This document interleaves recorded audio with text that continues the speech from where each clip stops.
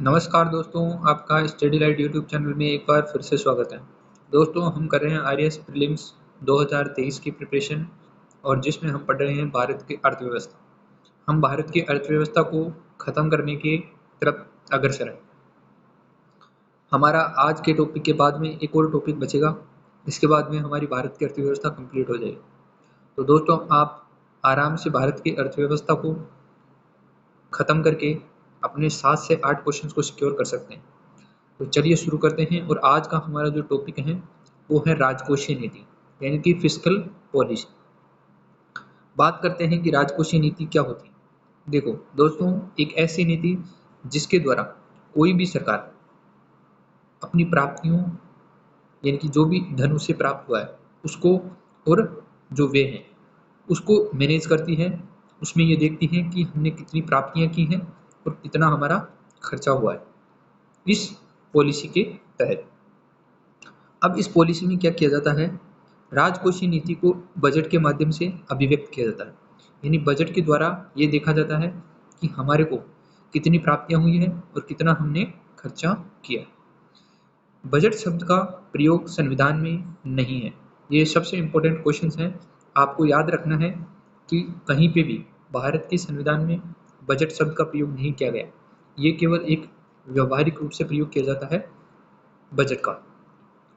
तो बजट के स्थान पे क्या यूज किया गया है, हमारा भारत का संविधान का जो अनुच्छेद 112 है उसमें बजट के स्थान पे वार्षिक वित्तीय विवरण शब्द का प्रयोग किया गया।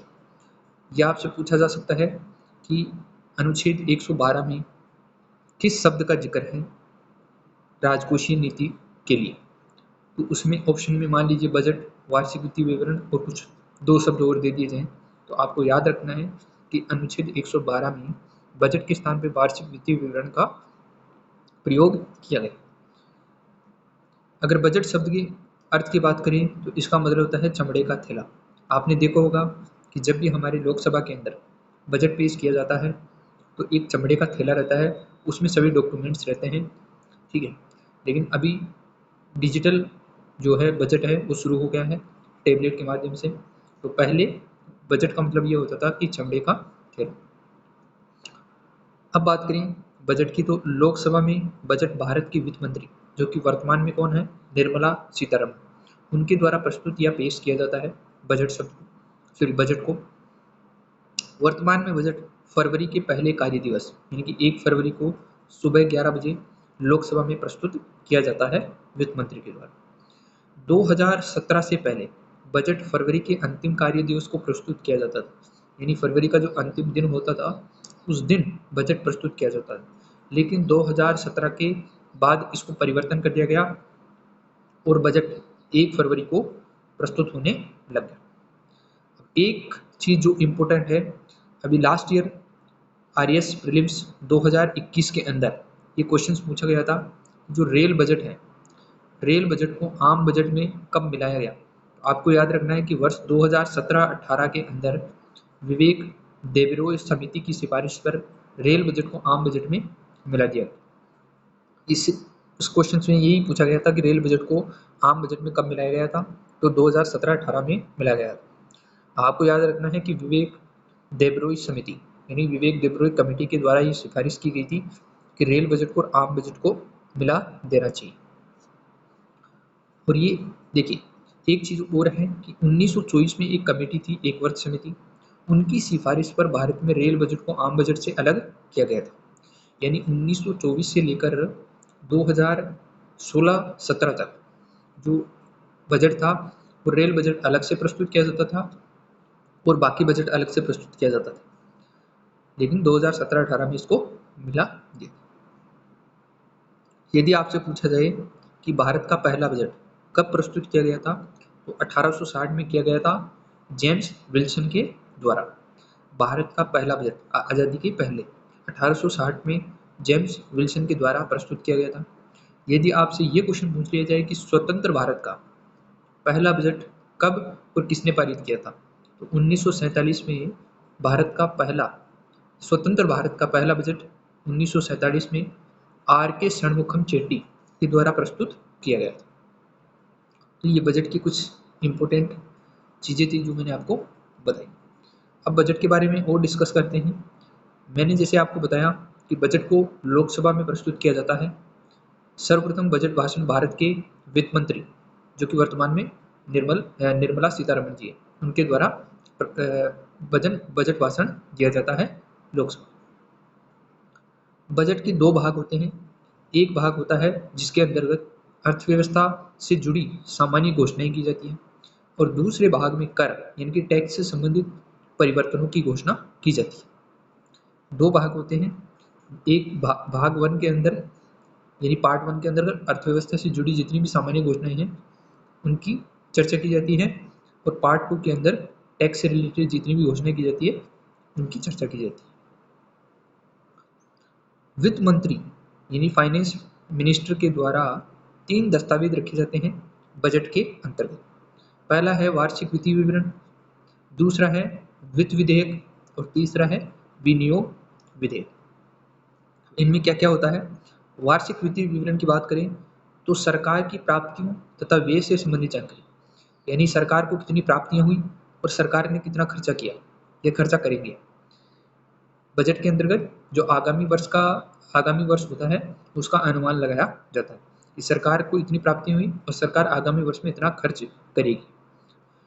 इसके बाद वित्त विधेयक की बात करें तो इसमें टैक्स से रिलेटेड परिवर्तन करने हेतु जानकारी होती है। और विनियोग विधेयक के अंतर्गत जो भारत की संचित निधि होती है, संचित निधि जिसके अंतर्गत पैसा रखा जाता है, तो उस संचित निधि से खर्च करने की अनुमति लेने के लिए पेश किया जाता है।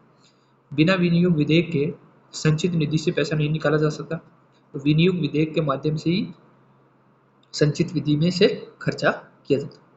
तो बजट के अंतर्गत 3 दस्तावेज रखे जाते हैं, जैसे मैंने आपको बताया, वार्षिक वित्तीय विवरण, वित्त विधेयक और विनियोग विधेयक। अब आपने 2 चीजें देखी होगी, एक आपने सुना होगा आर्थिक समीक्षा और एक सुना होगा आपने बजट। इन दोनों में क्या डिफरेंस होता है? देखो, आर्थिक समीक्षा का और बजट में कुछ अंतर है, वो देखो। सबसे पहले तो 31 जनवरी को आर्थिक समीक्षा पेश की जाती है, जबकि बजट 1 फरवरी यानी अगले दिन पेश किया जाता है। जो आर्थिक समीक्षा होती है यानी इकोनॉमिक जो सर्वे होता है, उसमें पिछले वर्ष का परफॉर्मेंस जारी किया जाता है कि पिछले वित्तीय वर्ष के अंतर्गत जो इकोनॉमी है उसमें किस प्रकार की परफॉर्मेंस रही, यानी सरकार को कितनी प्राप्तियां हुई और सरकार ने कितना खर्चा किया।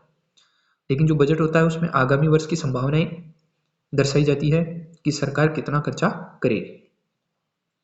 अगर इनके रिलीज की बात करें तो दोनों को ही, यानी कि आर्थिक समीक्षा और बजट दोनों को ही डिपार्टमेंट ऑफ इकोनॉमिक अफेयर्स के द्वारा जारी किया जाता है। अब चर्चा करते हैं बजट की संरचना। बजट की संरचना में 2 भाग होते हैं, एक होता है राजस्व यानी कि रेवेन्यू और दूसरा होता है पूंजी यानी कि कैपिटल। इनको समझते हैं डिटेल में कि राजस्व और जो कैपिटल है यानी कि जो पूंजी है इसमें क्या अंतर है। सबसे पहले बात करें राजस्व यानी रेवेन्यू की, तो रेवेन्यू में क्या होता है कि ना तो देनदारियां यानी कि ना तो लाइबिलिटीज बढ़ती है और ना ही परिसंपत्तियां, ना ही एसेट घटती है। कहने का मतलब इसमें 2 चीज हैं, एक है लाइबिलिटी और एक है एसेट। तो इसका मतलब है कि ना तो देनदारियां सरकार की बढ़ती है और ना ही जो एसेट है वो घटता है। याद रखना है कि जो राजस्व है इनकी रेवेन्यू, उस रेवेन्यू के अंतर्गत ना तो सरकार की लाइबिलिटीज यानी देनदारियां बढ़ती है और ना ही एसेट यानी कि परिसंपत्तियां घटती है। अब देखो जो प्राप्तियां हैं, अब इसके भी 2 भाग होते हैं, यानी रेवेन्यू के भी 2 भाग होते हैं। एक होती है प्राप्तियां यानी कि जिनको बोलते हैं रिसीट, एक होता है वे यानी कि एक्सपेंडिचर। ठीक है, तो सबसे पहले हम बात कर लेते हैं प्राप्तियां यानी कि रिसीट की, यानी सरकार की जितनी भी प्राप्तियां हैं वो रिसीट के अंदर डाली जाती है। अब प्राप्तियों के 2 भाग हैं, एक है कर यानी कि टैक्स और एक है गैर कर यानी कि नॉन टैक्स। यानी कर से जितनी भी राशि आएगी और नॉन टैक्स से जितनी भी सरकार के पास राशि आएगी उनको किस में डाला जाएगा, उनको रिसीट यानी कि प्राप्तियों में डाला जाएगा। अब देखो कर के अंदर 2 होते हैं, एक होता है प्रत्यक्ष कर जैसे कि इनकम टैक्स, और एक होता है अप्रत्यक्ष कर जैसे कि जीएसटी इनडायरेक्ट टैक्स। तो प्रत्यक्ष कर और अप्रत्यक्ष कर दोनों से जितनी भी राशि आएंगी उनको किस में डालेंगे, प्राप्तियों में डालेंगे, यानी ये सरकार की प्राप्तियां हैं। गैर कर यानी नॉन टैक्स की बात करें तो सरकार के द्वारा बेची गई वस्तुएं या सेवाएं, उनके द्वारा जितना भी धन आएगा उनको प्राप्तियों में डाला जाएगा। सरकार के द्वारा प्राप्त किया गया ब्याज, मान लीजिए जैसे सरकार ने मान लीजिए नेपाल को 1 लाख रुपए का लोन दिया तो नेपाल क्या देगा, इस पे ब्याज देगा। तो वो जो ब्याज प्राप्त होगा उसको किस में डालेंगे, हम प्राप्तियों में डालेंगे।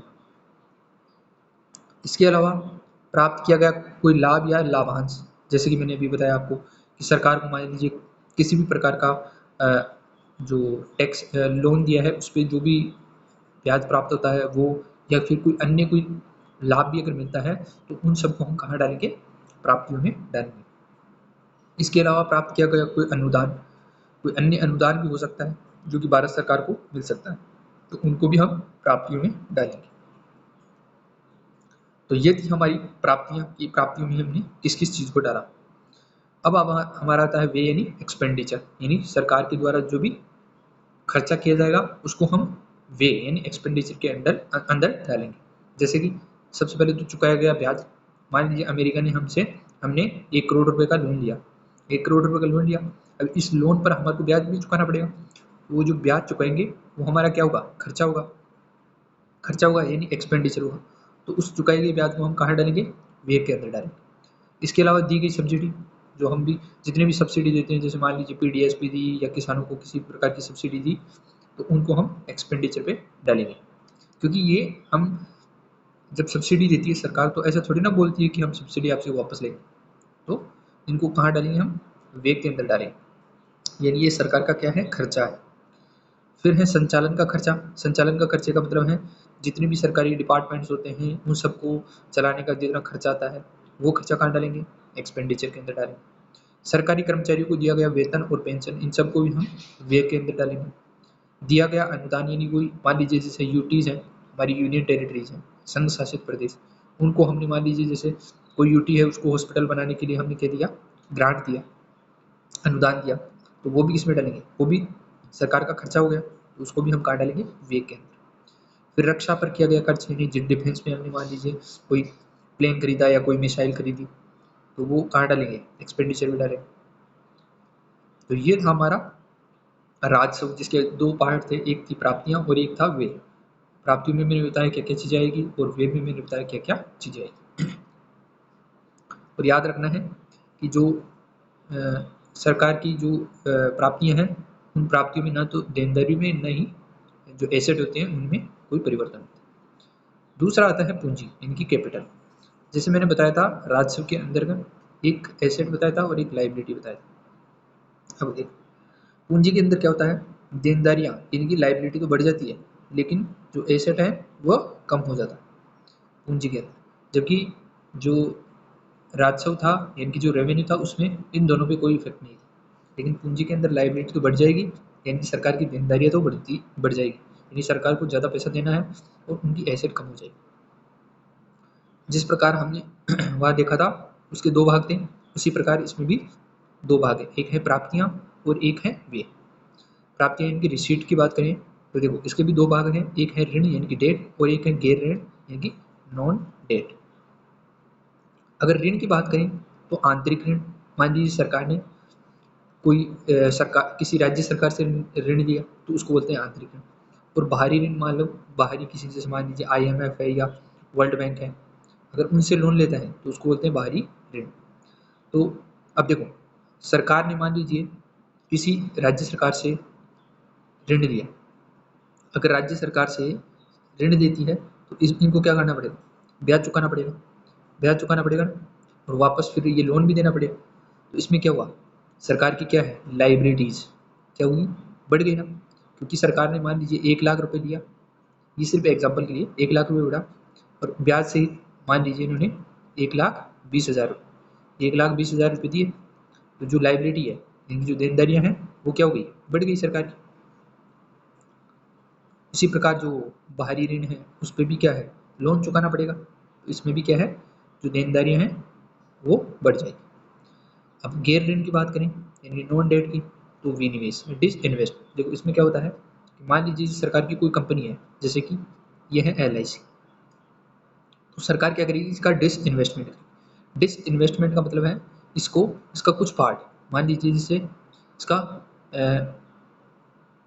49% सरकार ने किसी प्राइवेट कंपनी को बेच दिया, यानी कि अभी भी सरकार का 51% है, यानी कि मेजर जो अभी भी जो सेक्टर है वो इंडिया के इसके पास सरकार के पास ही है, और जो बाकी का 49% है वो निजी क्षेत्र के पास। तो इसको बोलते हैं डिसइन्वेस्टमेंट, यानी सरकार के द्वारा किसी सरकारी कंपनी का कुछ हिस्सा बेच देना क्या होता है, विनिवेश यानी डिसइन्वेस्टमेंट हो। इसके बाद में वसूला गया ऋण यानी लोन्स रिकवर्ड, तो जितने भी सरकार लोन रिकवर करती है तो उनको कहाँ डालते हैं हम, ध्यान रखना हम प्राप्तियों में डालते हैं। यहाँ पे आप कंफ्यूज हो सकते हैं कि सरकार के द्वारा जो ऋण रिकवर किया जाता है उसको कहाँ डाला जाता है, रिसीट में डाला जाता है, यानी प्राप्तियों में डाला जाता है। अब प्राप्तियों के बाद में हमारा आता है वे यानी कि एक्सपेंडिचर, सरकार के द्वारा कौन कौन सा एक्सपेंडिचर पूंजी के अंदर आएगा। तो हमने मान लीजिए कोई ऋण दिया, तो वो हमारा क्या होगा, एक्सपेंडिचर होगा, यानी एक्सपेंडिचर के अंदर यानी वे के अंदर हम डालेंगे। चुकाए गए ऋण को भी हम वे में डालेंगे। इसके अलावा परिसंपत्तियों का निर्माण, जैसे कि आधारभूत ढांचा या कोई नया स्टेडियम बना दिया या कोई नया पीएसयू बना दिया, नए विमान खरीद लिए, तो ये हमारा जो खर्चा होगा उसको हम कहाँ डालेंगे, पूंजी के जो व्यय है उसके अंदर, यानी ये हमारा खर्चा हो गया। तो ये हमने पढ़ा राजस्व और पूंजी के बारे में, तो इनके अंतर के बारे में मैंने आपको बता दिया, और किस किस में कौन कौन सी चीज़ें आएगी वो भी मैंने आपको बता दी। अब बात करते हैं भारत में बजट घाटे की। ठीक है, बजट घाटे की बात करें, ठीक है, तो बजट घाटा देखो कैसे निकालते हैं। बजट घाटे का सिंपल सा मतलब है कि कुल व्यय यानी सरकार ने कितना खर्चा किया उसमें से कितनी प्राप्तियां हुई उनको घटा देते हैं, तो ये हमारे पास आएगा बजट घाटा। मान लीजिए सरकार को जो प्राप्तियां हुई वो जो सरकार ने खर्चा किया वो मान लीजिए 2 लाख, और सरकार ने जो प्राप्त किया वो मान लीजिए 1.5 लाख। प्राप्तियां 1.5 लाख थी और खर्चा कितना कर दिया, 2 लाख कर दिया, तो जो 50,000 का जो आया है हमारा, ये है बजट घाटा। यानी सरकार को क्या करना पड़ेगा, सरकार को या तो किसी बाहरी संस्था से, यानी जैसे IMF है या वर्ल्ड बैंक है, वहाँ से लोन लेना पड़ेगा, या फिर इस बजट घाटे को पूरा करने के लिए सरकार टैक्स बढ़ा देगी, या फिर डिसइन्वेस्टमेंट के थ्रू कोई अपनी जो सरकारी कंपनी है उसको बेच देगी इस घाटे को पूरा करने के लिए। तो आपको याद रखना है कि जो बजट घाटा होता है उसका मतलब सिंपल सा होता है कि कुल खर्चे में से कुल प्राप्तियों को घटा दो तो हमारा बजट घाटा आ जाए। अब हमारा एक राजस्व घाटा जिसको हम बोलते हैं रेवेन्यू डेफिसिट। ऊपर हम पढ़ के आए हैं राजस्व और पूंजी दोनों में अंतर पड़ गए हैं। देखो राजस्व घाटा क्या होता है, जितना भी हमारा राजस्व व्यय है यानी हमारा जो रेवेन्यू एक्सपेंडिचर है उसमें से यदि हम रेवेन्यू रिसीट जितना हमारा खर्चा हुआ है उसमें से जितनी प्राप्तियां हुई है उनको घटा दो, तो वो हमारा आ जाएगा रेवेन्यू डेफिसिट। अब एक और चीज़ है प्रभावी राजस्व इफेक्ट, यानी इफेक्टिव रेवेन्यू डेफिसिट निकालने के लिए एक सरकार क्या करती है, इफेक्टिव रेवेन्यू डेफिसिट निकालती है। उसमें क्या करता है, जो राजस्व घाटा है, ऊपर हमने राजस्व घाटा निकाला है, यदि उसमें से हमने अगर पूंजी निर्माण के लिए दिए गए अनुदान को अगर निकाल दें तो ये हमारा आ जाएगा इफेक्टिव रेवेन्यू डेफिसिट। ये सरकार इसलिए निकालती है कि वो देखना चाहती है कि एक्चुअल में जो हमारा जो घाटा है वो कितना है, क्योंकि जो पूंजी निर्माण है उसके लिए जो अनुदान दिया गया है उसका तो सरकार कुछ नहीं कर सकती, लेकिन जो अगर उसको बाहर निकालने के बाद में जो भी डेफिसिट आया है उस डेफिसिट के तहत सरकार अपनी पॉलिसी बनाएगी कि हमें किस प्रकार से पॉलिसी बनाकर इस जो घाटा है उसको कम करना है। तो ये था हमारा प्रभावी राजस्व घाटा। इसके बाद में आता है राजकोषीय घाटा यानी कि फिस्कल डेफिसिट। फिस्कल डेफिसिट में जैसे हमने अभी ऊपर हमारा जो टॉपिक था उसका नाम था राजकोषीय नीति। अब देखो राजकोषीय घाटे में क्या होगा, हमने पढ़ा था राजस्व और एक पूंजी, तो राजस्व के अंतर्गत यानी रेवेन्यू के अंदर जितना भी खर्चा होता है उसको, और पूंजीगत के अंदर जितना भी खर्चा होता है उसको जोड़ देते हैं, और राजस्व के अंतर्गत जितनी भी प्राप्तियां हुई और पूंजीगत के अंदर जितनी भी क्या हुई प्राप्तियां, पूंजीगत के अंदर जितनी भी प्राप्ति हुई, राजस्व के अंतर्गत जितनी प्राप्तियां और पूंजीगत के अंदर जितनी प्राप्तियां उनको जोड़ देते हैं, और राजस्व के अंदर और पूंजीगत के अंतर्गत जितना भी खर्चा हुआ उसको जोड़ लेते हैं, उस खर्चे में से हम प्राप्तियों को घटा देंगे तो वो आएगा हमारा राजकोषीय घाटा यानी कि फिस्कल डेफिसिट। अब एक और आता है प्राथमिक घाटा यानी प्राइमरी डेफिसिट। प्राइमरी डेफिसिट में क्या होगा, राजकोषीय घाटा जो हमने अभी निकाला है इसमें से यदि हमने चुकाया गया ब्याज अगर घटा दें तो वो आ जाएगा हमारा प्राथमिक घाटा यानी प्राइमरी डेफिसिट। अब हम बात करते हैं कि जो भी सरकार का घाटा हुआ है उसका वित्तीय वित्तीय वित्तीय यानी कि डेफिसिट फाइनेंसिंग कैसे करेंगे, यानी कहने का मतलब ये है कि जो सरकार है उस घाटे को कैसे फुलफिल करेगी या उसको कैसे कम करेगी उस घाटे। तो देखो उसके कुछ तरीके हैं। सबसे पहले तो सरकार क्या करेगी, कर यानी टैक्स राजस्व में वृद्धि करेगी, यानी कि क्या करेगी, टैक्स को बढ़ा देगी, टैक्स को इंक्रीज कर देगी। टैक्स को इंक्रीज कर देगी तो क्या होगा, सरकार के पास ज़्यादा कलेक्शन आएगा तो उसका जो घाटा हुआ है उसको कम करने में मदद मिलेगी। या फिर घाटे का मौद्रीकरण यानी नए नोट छाप लेना। ये जो टूल है ये सरकार अंत में अपनाती है जब सरकार के पास घाटा बहुत ज़्यादा हो जाता है और बाकी जो जितने भी उपाय हैं उनसे जो घाटा है वो कम नहीं होता है तब। क्यों ऐसा क्यों करती है सरकार, ये नोट छापना तो ईजी है जबकि नोट क्यों नहीं छापती है। देखो नोट यदि सरकार छापती है तो इसका मतलब है कि जो मनी की जो पावर है, मनी की जो पावर है वो कम हो जाती है, यानी कि इससे जो इन्फ्लेशन है वो बहुत ज़्यादा बढ़ जाती है। आपने यदि देखा होगा न्यूज़पेपर में तो सन 2000 के अंदर ये ऐसी स्थिति आई गई थी जिम्बाब्वे के अंदर। जिम्बाब्वे में क्या हुआ, जिम्बाब्वे ने वर्ल्ड वॉर में जो घाटा हुआ था उसको चुकाने के लिए जिम्बाब्वे ने क्या किया, नोट छापा। नोट छापने के कारण जो इनकी मुद्रा की जो वैल्यू है वो इतनी गिर गई कि एक चाय का कप लेने के लिए भी लोग थैले भर भर के पैसे लेके जाते थे। तो ये जो टूल है ये सबसे अंत में अपनाया जाता है। तो अगला हमारा ऋण में वृद्धि करना। सरकार ने क्या किया, लोन में वृद्धि कर दी। तो लोन में वृद्धि करके भी क्या है, घाटे को कम किया जा सकता है। अब देखो अधिक राजस्व घाटे के कुछ प्रभाव, ये इसी का चीज जो हम डेफिसिट फाइनेंसिंग कर रहे हैं उसी के टूल्स। तो अगर जो घाटा है, अगर घाटा ज़्यादा हो जाता है तो इससे क्या क्या नुकसान हो सकते हैं। इसका मतलब ये है कि अगर राजस्व घाटा है अगर अधिक हो जाता है देश पे क्या प्रभाव पड़ सकता है। तो देश ऋण जाल में फंस सकता है, विदेशी मुद्रा भंडार प्रभावित हो सकता है, इसके अलावा मुद्रास्फीति बढ़ सकती है क्योंकि अगर सरकार का घाटा ज़्यादा ज़्यादा है तो क्या है, सरकार क्या कर रही है, खर्चा ज़्यादा कर रही है, इनकी जो मनी है उसका सर्कुलेशन ज़्यादा हो गया है तो उससे मुद्रास्फीति बढ़ सकती है।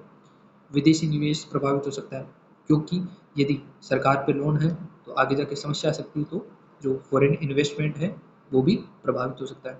मुद्रा का मूल्य जैसे मैंने कहा, मनी पावर कम हो सकती है। आधारभूत ढांचा प्रभावित हो सकता है क्योंकि सरकार का अगर घाटा ज़्यादा है तो सरकार जो बेसिक स्ट्रक्चर है उस पर कम इन्वेस्टमेंट करेगी, वो भी प्रभावित हो सकता है। इसके अलावा देखो क्रेडिट रेटिंग एजेंसियों के द्वारा क्रेडिट रेटिंग को कम किया जा सकता है, जिससे इन फ्यूचर में अगर भारत सरकार जैसे IMF या वर्ल्ड बैंक जैसे संस्थाओं से अगर लोन लेना चाहेगी तो वो मुश्किल से मिलेगा क्योंकि जो क्रेडिट रेटिंग है वो कम हो गई तो जो लोन लेने में है दिक्कत आ सकती है।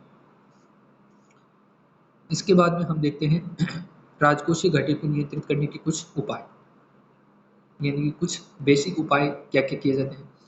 राजकोषीय समेकन यानी फिस्कल कंसोलिडेशन। देखो इसमें सबसे पहला है राजस्व का अधिकतमीकरण यानी कि रेवेन्यू मैक्सिमाइजेशन, यानी कि जो रेवेन्यू है उसको बढ़ाना है। कैसे कैसे बढ़ा सकते हैं, कर में सुधार करना जैसे कि GST, यानी कि ज़्यादा से ज़्यादा लोगों को GST के अंतर्गत लाना या ज़्यादा से ज़्यादा चीज़ों पर GST लगाना। इससे क्या होगा, GST का मैक्सिमाइजेशन होगा यानी सरकार के पास ज़्यादा टैक्स आएगा। इसके अलावा काले धन के विरुद्ध कार्रवाई करना, यानी यदि ब्लैक मनी है उसके विरुद्ध अगर सरकार कार्रवाई करती है तो उससे भी क्या होगा, रेवेन्यू बढ़ेगा सरकार का। इसके अलावा गैर कर राजस्व जितने भी नॉन टैक्स रेवेन्यू है उनमें इजाफा कर सकती है सरकार।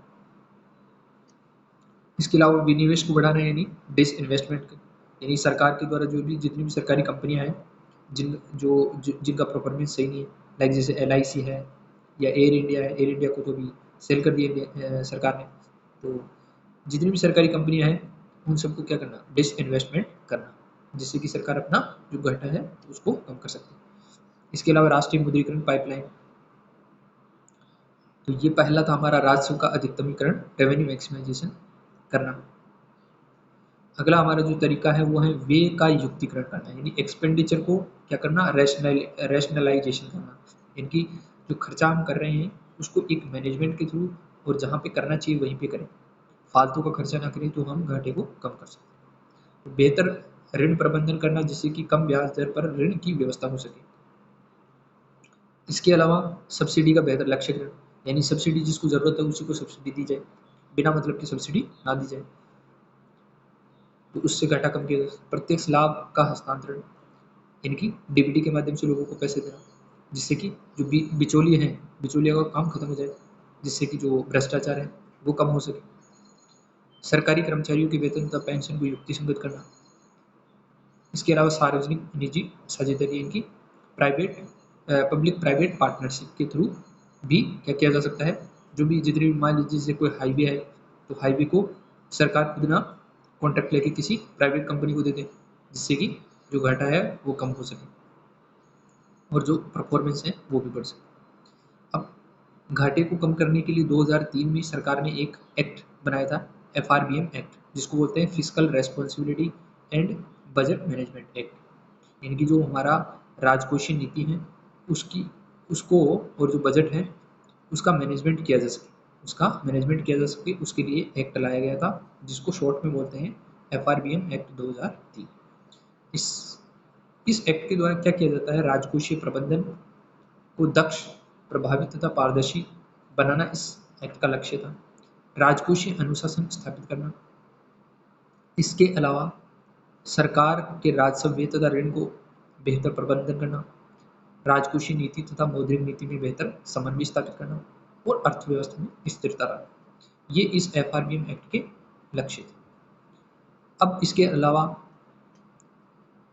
जो सरकार का घाटा है उसको कम करने के लिए कुछ और भी कई टूल्स हैं, जैसे कि शून्य आधारित बजट, जीरो बेस्ड बजट। इसके द्वारा क्या किया जाता है, नए तथा पुराने सभी खर्चों की समीक्षा की जाती है, यानी उनका रिव्यू किया जाता है और अनावश्यक खर्चों को कम किया जाता है, ताकि जो घाटा है उसको कम किया जाए। शून्य आधारित बजट की बात करें तो 1986 में विज्ञान एवं तकनीकी विभाग द्वारा शून्य आधारित बजट को पहली बार अपनाया गया था। नोट सो इम्पोर्टेंट, बट आपको याद रखना है कि शून्य बजट के द्वारा क्या किया जाता है, जो नए और पुराने खर्चों की समीक्षा की जाती है ताकि घाटे को कम किया जा सके। इसके बाद में आता है आउटकम बजट, जिसमें खर्च की समीक्षा भौतिक लक्ष्यों के आधार पर की जाती है, यानी हमने मान लीजिए जैसे 1 लाख जो खर्चा किया है तो वो भौतिक आधार पर किया जाता है, यानी मनी के आधार पर ना की जाए, जिसमें कि हमें ये पता लगे कि हमारी जो एसेट है उस पर क्या प्रभाव पड़ रहा है, उस एसेट के आधार पर, उसको बोलते हैं आउटकम बजट। इसके अलावा जेंडर बजट का मतलब होता है कि महिलाओं तथा बच्चों के लिए जो खर्चा किया जाएगा उसको अलग से दर्शाया जाए, यानी एक टारगेटेड हमारे को बजट बनाना जरूरी है, ताकि हम ये बता सके कि जो हमारा जो खर्चा है वो एक्चुअल में कहाँ कहाँ पर हो रहा है, जिससे कि हमको जो बजट है उसका मैनेजमेंट हम कर सकें और जो बजट घाटा है उसको हम कम कर सकें, यानी राजकोषीय घाटे को कम कर सकें, सॉरी बजट घाटे में राजकोषीय घाटे। तो ये हमारा था आज का टॉपिक। अगला जो हमारा टॉपिक है वो है फाइनेंस मार्केट, यानी कि वित्त बाजार। आज के टॉपिक में इतना ही। आपको क्या करना है, स्टडी लाइट यूट्यूब चैनल को सब्सक्राइब करना है और बेल आइकन दबा लेना है, ताकि आपको जो आने वाली वीडियोज़ हैं उनका नोटिफिकेशन मिल जाए। तो इस वीडियो में इतना ही। धन्यवाद दोस्तों, मिलते हैं अगले वीडियो में, तब तक के लिए धन्यवाद।